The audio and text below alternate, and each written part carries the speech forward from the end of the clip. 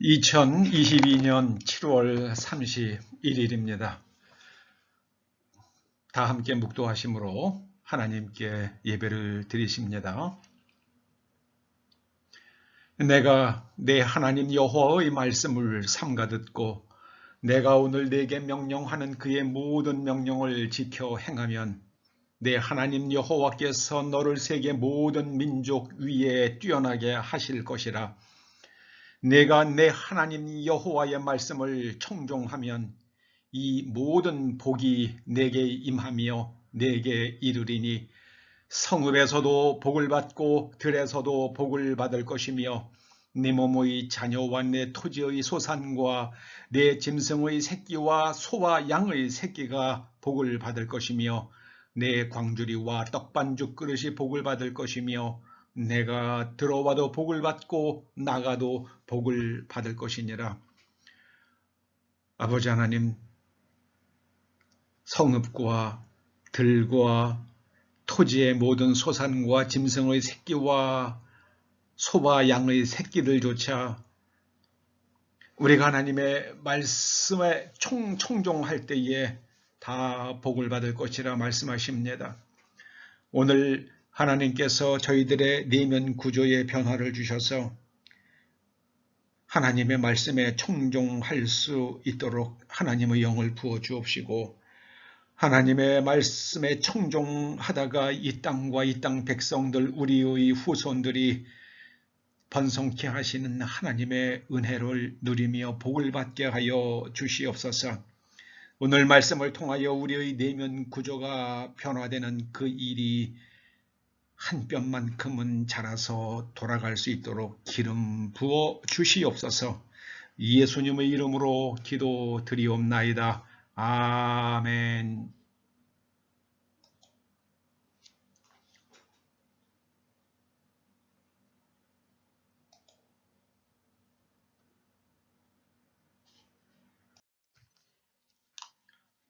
사도신경으로 신앙 고백드리십니다. 나는 전능하신 아버지 하나님 천지의 창조주를 믿습니다. 나는 그의 유일하신 아들 우리 주 예수 그리스도를 믿습니다. 그는 성령으로 잉태되어 동정녀 마리아에게서 나시고 본디오 빌라도에게 고난을 받아 십자가에 못 박혀 죽으시고 장사된 지 사흘 만에 죽은 자 가운데서 다시 살아나셨으며 하늘에 오르시어 전능하신 아버지 하나님 우편에 앉아 계시다가 거기로부터 살아있는 자와 죽은 자를 심판하러 오십니다. 나는 성령을 믿으며 거룩한 공교회와 성도의 교제와 죄를 용서받는 것과 몸의 부활과 영생을 믿습니다. 아멘. 아멘. 오늘 하나님께서 우리들에게 주시는 말씀은 누가복음 10장 38절에서 42절입니다. 함께 말씀을 읽어보십니다. 시작. 그들이 길 갈 때에 예수께서 한 마을에 들어가심에 마르다라 이름하는 한 여자가 자기 집으로 영접하더라. 그에게 마리아라 하는 동생이 있어 주의 발치에 앉아 그의 말씀을 듣더니 마르다는 준비하는 일이 많아 마음이 분주한지라. 예수께 나아가 이르되 주여 내 동생이 나 혼자 일하게 두는 것을 생각지 아니하시나이까. 그를 명하사 나를 도와주라 하소서. 주께서 대답하여 이르시되 마르다야 마르다야 내가 많은 일로 근심하나 몇 가지만 하든지 혹은 한 가지만이라도 족하니라. 마리아는 이 좋은 편을 택하였으니 빼앗기지 아니하리라 하시니라. 아멘. 아멘. 중요성의 원칙, 중요성의 원칙. 오늘 말씀의 제목입니다. 창세기 2장은 하나님께서 에덴 동산을 만드시고 동산 중앙에 생명나무와 선악을 알게 하는 나무를 두셨다고 말씀합니다. 동산 중앙에 있다는 것은 에덴 동산에서의 삶에서 가장 중심에 있어야 할 두 가지는 바로 생명과 선악을 아는 일이라 말씀하시는 것입니다. 자, 그런데 우리가 이 생명과 선악에 해당되는 히브리어를 들여다보면 우리가 알고 있는 그런 우리말로 번역된 또는 영어로 번역된 그 말들과는 다소 뉘앙스의 차이가 있음을 알게 됩니다. 생명나무는 히브리 말로 엣지 하임이라고 그럽니다. 엣지는 나무란 말이고요. 하임은 하는 정관사입니다. 그리고 하임은 하야의 복수형이 됩니다. 그래서 이 하임이라는 말은 하야라는 말은 하임이라는 말은 하야라는 말과 뿌리가 같습니다. 이 하야는 영어로 저보고 영어로 번역하라면은 being 존재 즉 존재 혹은 삶 그렇게 번역하는 것이 가장 적절하지 않나 이렇게 생각이 됩니다. 생명나무는 존재의 나무, 삶의 나무입니다. 내가 어떤 사람이 되어서 어떤 삶을 살 것인가 그것이 인생의 가장 중심에 있어야 하는 가장 중요한 말씀, 가장 중요한 과제라는 말씀입니다. 어떤 사람이 되어서 어떻게 살 것인가? 존재의 문제와 삶의 방식의 문제, 이것이 삶의 인생의 가장 중심에 있어야 된다는 말씀입니다. 그리고 선악을 알게 하는 나무도 있었는데요. 이 선악을 알게 하는 나무, 선악의 나무로 해당되는 그 선과 악에 해당되는 것이 토브바라예요. 토브바라. 바는 영어로는 end에 해당이 되겠어요. 그리고 토브는 히브리 말로 우리 이 토브를 우리말에서는 선으로 번역하기도 하고 때로는 복으로 번역하기도 합니다. 토부는 넓다, 풍성하다. 이 토부는 한국 사람의 머릿속에 있는 복 개념하고 가장 잘 일치되는 말입니다.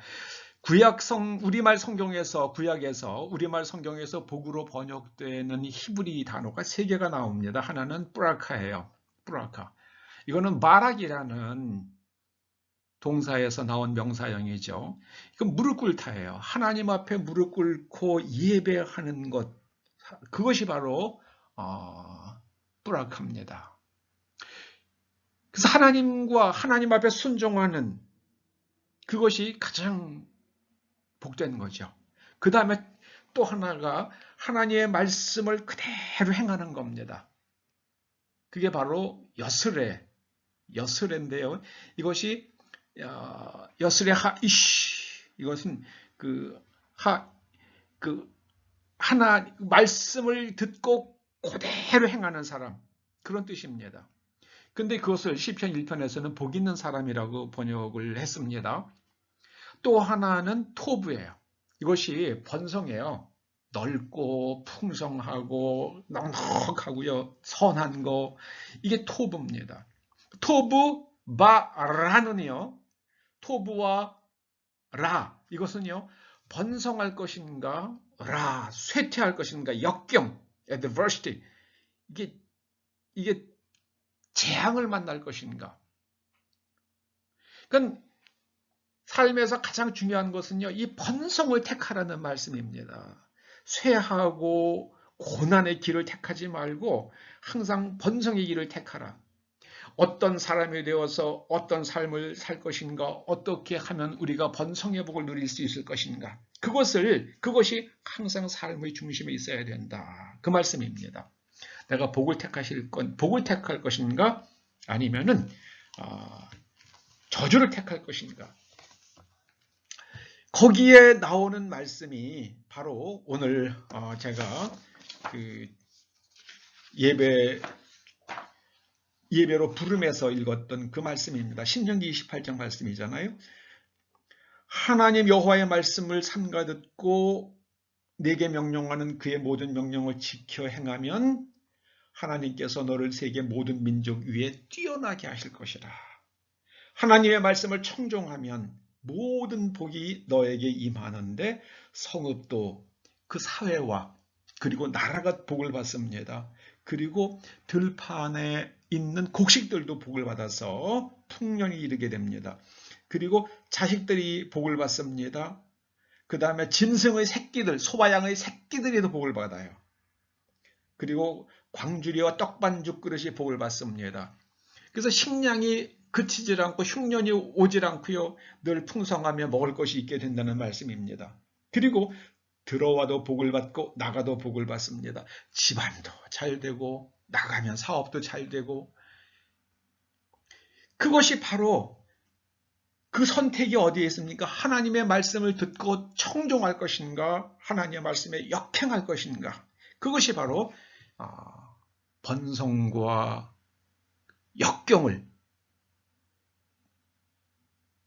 역경의 갈림길이 된다는 말씀입니다. 아담과 하와가 에덴 동산에서 하나님의 말씀을 역행했잖아요. 선악을 알게 하는 나무 열매를 먹지 말라 하셨는데 그걸 먹고 나니까 어떻게 됐습니까? 그냥 땅이 엉겅퀴를 내고요. 그냥 뭐 아주 살기 어려운 세상이 돼버리잖아요. 나중에 어떻게 됩니까?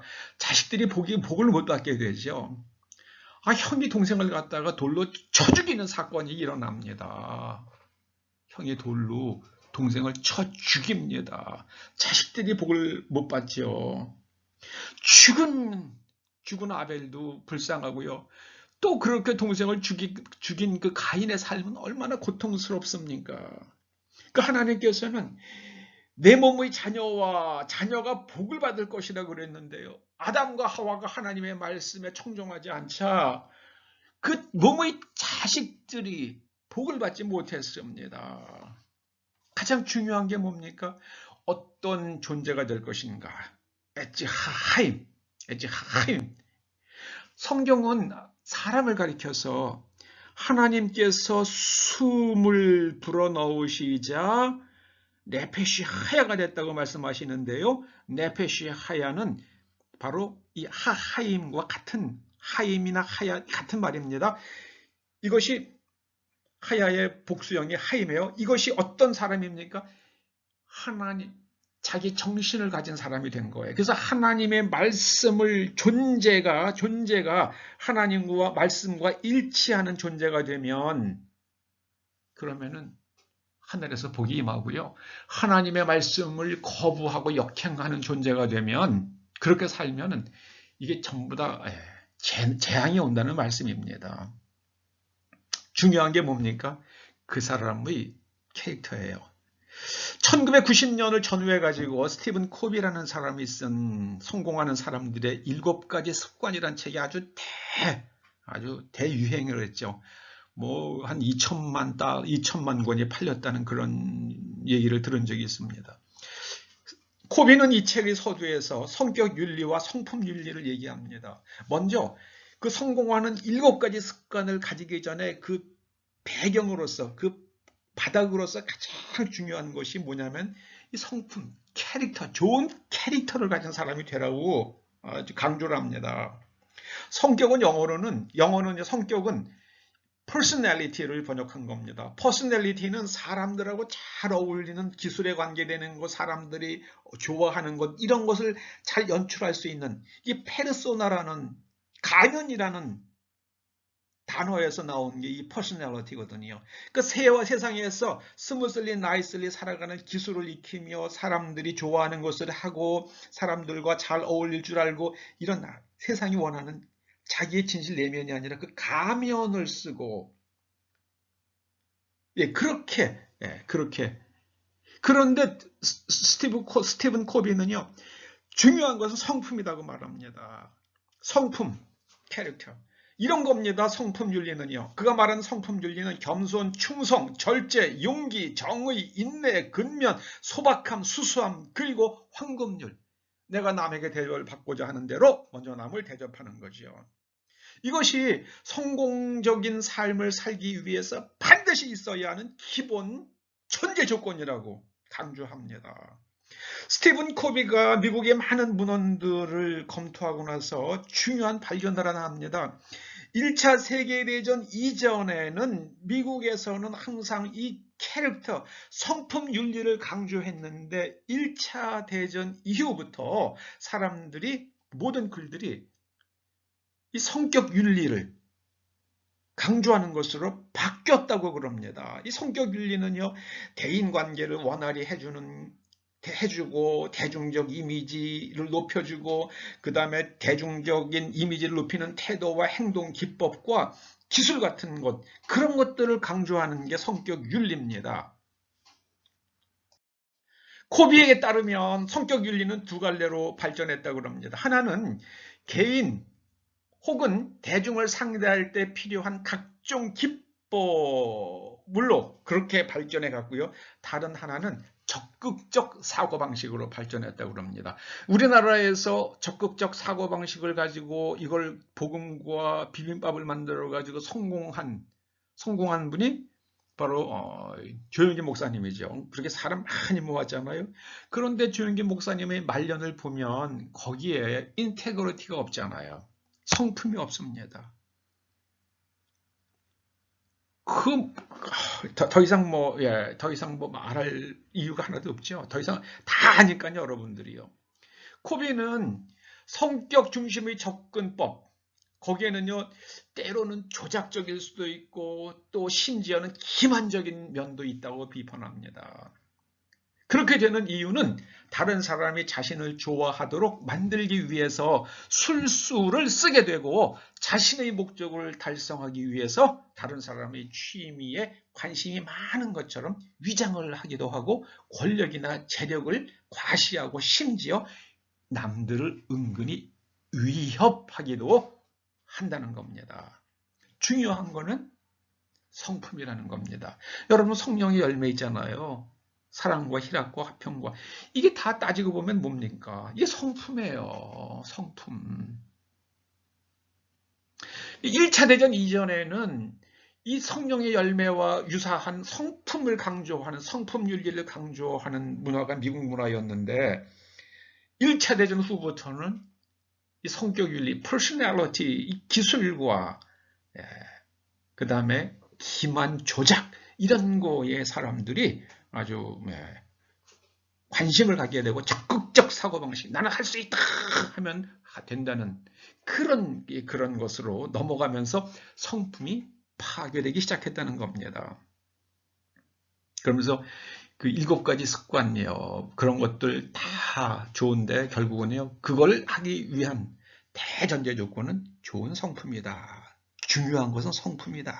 그 얘기를 먼저 하고 나서 그 다음에 7가지의 습관에 대해서 얘기하는 책입니다. 꼭 한번 읽어볼 만한 책입니다. 자, 오늘 본문에 등장하는 마리아와 마르다 이야기는 우리에게 중요한 깨우침을 주는 말씀입니다. 이것은요, 결론부터 말씀드리면 더 중요한 것, 더 가치 있는 것이 무엇인지 생각하고 그것을 우선하라는 말씀입니다. 마르다가 예수님 일행을 집으로 초청을 해서 식사 대접을 준비합니다. 여러분, 예수님만 혼자 오시는 게 아니잖아요. 예수님 그 또 제자들이 쭉 따라다니는 일행이 있잖아요. 그러니까 줄 잡아 예수님을 포함해서 13분인데 거기에도 따라다니는 다른 또 군식구들도 있으니까, 아니 이게 한 20, 30명, 적어도 20, 30명 되는 인원들을 대접하려니까 이 마리아가 혼자서 얼마나 힘들겠습니까? 그런데 마르다의 동생 마리아는 예수님의 말씀을 경청합니다. 예수님 발치에 앉아서 예수님의 말씀을 경청합니다. 그리고 음식 만드는 일을 손을 대지도 않아요. 그러니까 아마 마르다가 뭔가 사인을 했겠죠. 나와서 날 좀 도우라고 마르다에게 눈치를 줬을 겁니다. 그러니까 마르다가 어쩌면은 그 언니 얼굴 안 보려고요, 등을 돌려가지고 그냥 예수님만 바라봤는지도 모르죠. 그러니까는 마르다가 속이 빈정이 상했습니다. 예수님께 이렇게 하려잖아요. 주여, 내 동생이 나 혼자 일하게 두는 것을 생각하지 아니하시나이까. 아, 주님 보세요. 저 혼자서 그냥 정말 땀나고 정말 힘드는데 그 마리아 좀 가서 일 좀 하라고 말씀 좀 해주세요. 날 좀 도와주라고 말씀 좀 해주세요. 그럽니다. 그런데 예수님께서 여기에서 뭐라고 말씀하십니까? 마르다야, 마르다야. 두 번 이름을 부르신 거는요, 마르다를 좀 위로해 주시는 거죠. 그래, 마르다야, 마르다야. 너 참 수고하는구나. 고맙다. 내가 나와 또 다른 제자들과 또 다른 일행을 대접하려고 음식을 만드느라고 수고 많이 해서 애쓴다. 마르다야, 마르다야. 이거는 굉장히 위로하시는 겁니다. 인정해 주는 것이, 인정해 주시는 거죠.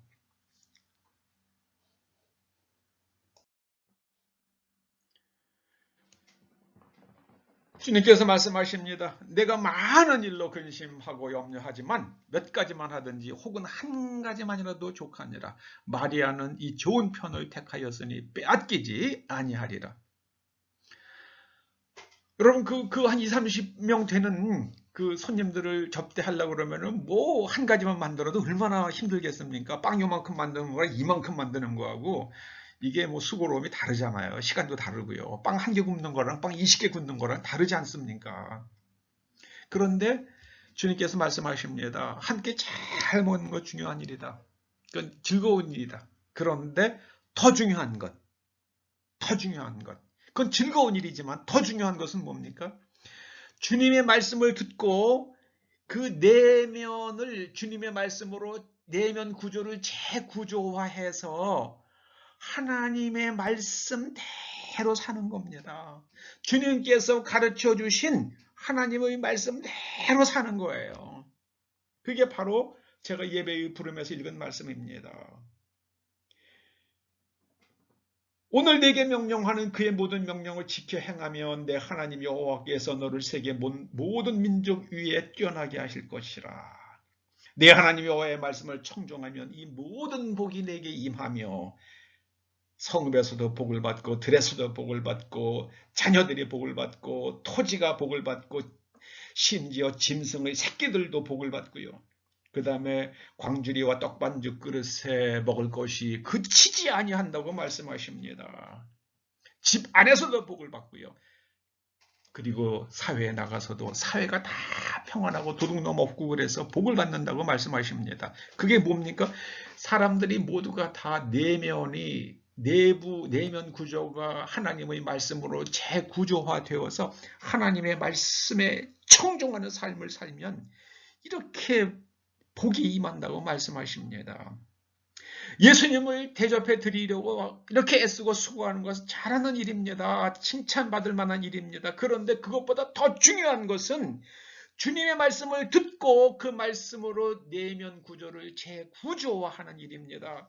지금은 우리가 아무 때나 원하는 때 성경을 열어볼 수도 있고 뭐 유튜브로 설교를 들을 수도 있고 라디오도 들을 수도 있고 언제든지 할 수 있지만은 이때는 예수님께서 오셨을 때만 예수님의 말씀을 들을 수 있는 겁니다. 아니면 예수님께서 말씀하실 때 그곳으로 가던가 둘 중에 밖에 없잖아요. 녹음기도 없고요. 아무것도 없잖아요.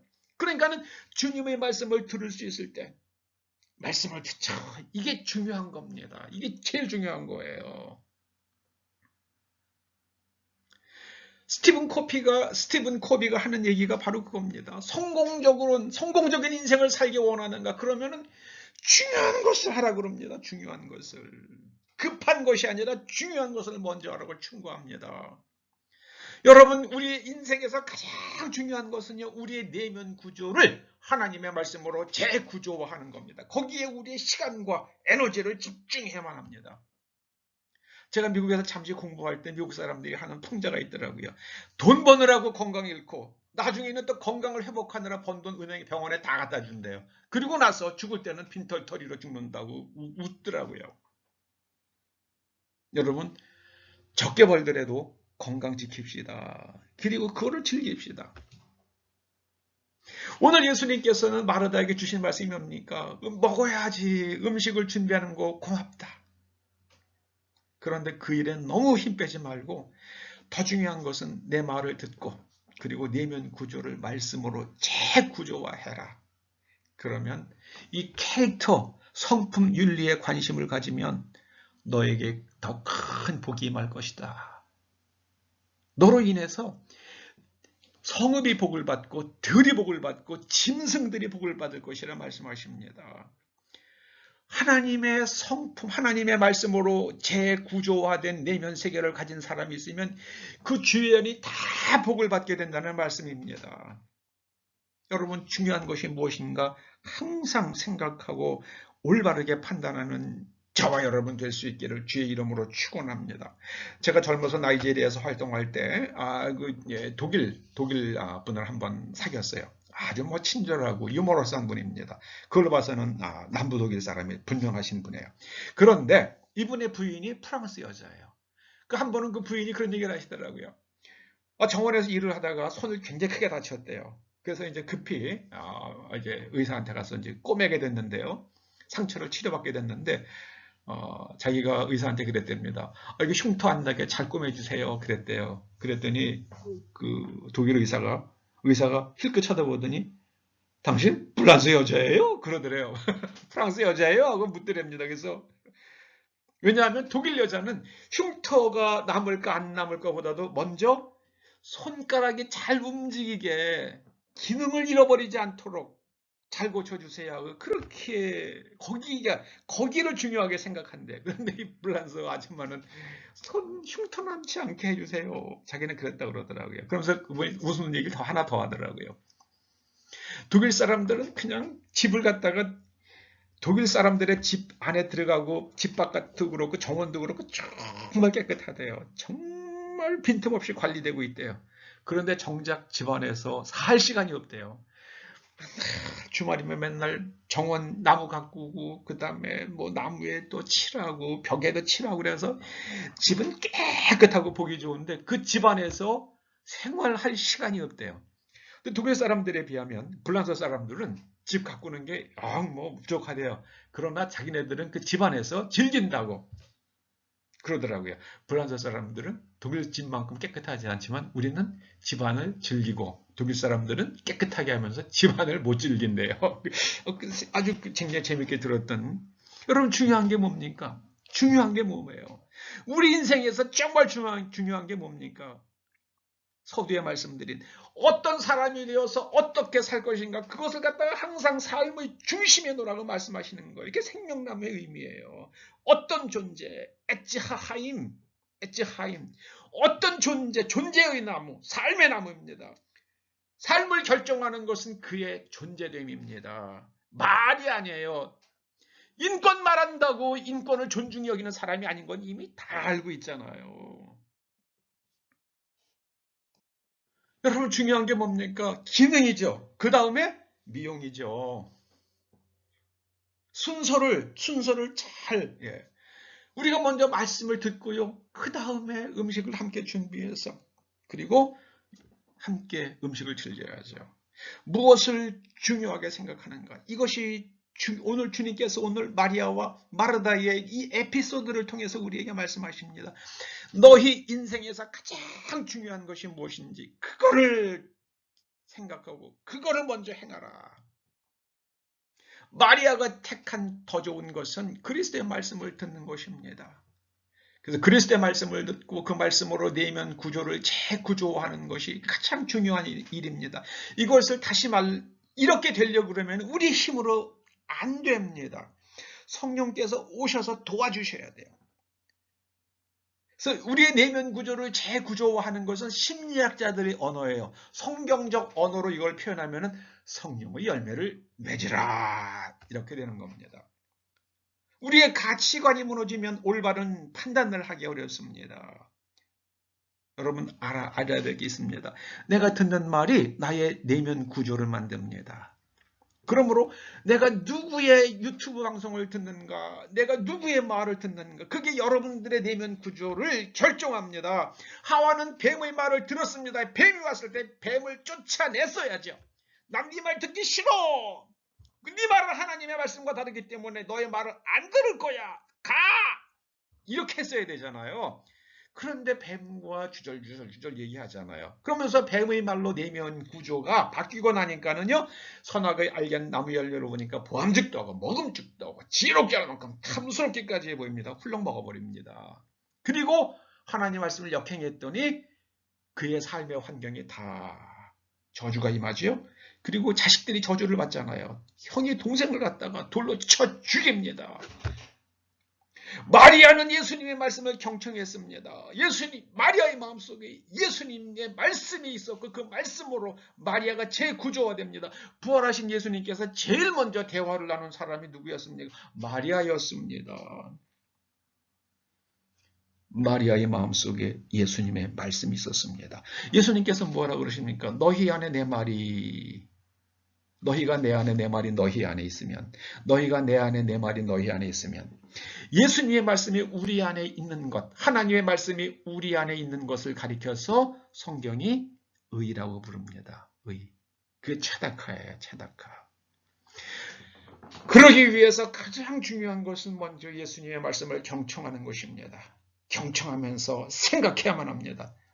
영생이 뭡니까? 영생이 하나님과 동행하는 삶입니다. 어떻게 동행합니까? 하나님의 말씀으로 내면이 재구조화된 사람은 그 말씀을 통해서 생각하고 그 말씀을 기준으로 세상의 일들을 해석하고 그리고 판단하고 경험합니다. 이것이 하나님과의 동행입니다. 에녹은 하나님과 동행하다가 죽음을 초월해가는 사람이 됩니다. 제가 안타깝게 생각하는 게요. 이 한국인들의 관심사는 누가 내 편인가예요. 누가 내 편인가. 내 편이면 다 옳아요. 무슨 짓을 해도 옳다고 그럽니다. 안 해요. 옳고 그름이 무너지면 나라가 기웁니다. 제가 초등학교 3학년 때는 서부 영화를 보면서 누가 악당이고 누가 선한 사람인가 그걸 그렇게 묻질 않고요. 누가 우리 편이야 그렇게 물었어요. 누가 우리 편이야? 우리 편이면 다 선한 겁니까? 내 자식이면 내 아들이 다 옳은 겁니까? 내 아들이 틀리고 며느리가 옳을 수 있어요. 내 딸이 틀리고 사위가 옳을 수 있는 겁니다. 근데 우리는 항상 내 아들이 옳고 내 딸이 옳아요. 아니죠. 옳은 사람이 옳은 거예요. 여러분, 가장 중요한 것, 우리 인생의 중심에서 가장 중요한 것은요. 내가 어떤 사람이 되어서 어떻게 살 것인가. 그러기 위해서는 하나님의 숨을 받아야만 합니다. 숨을 받는다는 것은 하나님의 영을 받는 겁니다. 그 영이 충만한 상태를 유지해야만 합니다. 그리고 언제나 말씀을 청종하면 그것이 바로 복을 선택하는 것이고 우리가 재난을 피해가는 겁니다. 하나님의 명령을 지켜 행함으로 들어와도 복을 받고 나가도 복을 받고 여러분으로 인해서 여러분의 환경과 이 세상의 복을 받는 여러분 되시기를 주의 이름으로 축원합니다. 기도하시죠. 할렐루야. 주님을 찬양합니다. 주님을 찬양합니다. 마리아와 마르다를 통해서 우리에게 정말 중요한 것이 무엇인지를 깨우쳐 주셔서 감사드립니다. 주의 말씀에 청종함으로 우리가 이 땅에서 하나님의 말씀으로 내면이 재구조화되어서 죄짓지 않는 하나님과 동행하는 삶을 살아갈 수 있도록 은총 베풀어 주시옵소서. 예수님의 이름으로 기도드리옵나이다. 아멘. 축도로 예배 마칩니다. 이제는 우리 주 예수 그리스도의 은혜와 우리 아버지 하나님의 그 크신 사랑과 성령님의 감화, 감동, 인도하시며 교통하심에 하나님의 말씀으로 내면을 재구조화하고 또 그 말씀을 따라서 삶으로 인하여 복받기를 소원하면 그리고 복의 통로가 되기를 결단하며 돌아가는 초대 성도들과 그 자녀들과 그 가정과 일터와 사업장과 이 교회와 이 민족과 우리들의 동맹국 미국 국민들 위에 이제로부터 영원토록 함께 하시옵기를 간절히 축원하옵나이다. 아멘, 아멘, 아멘.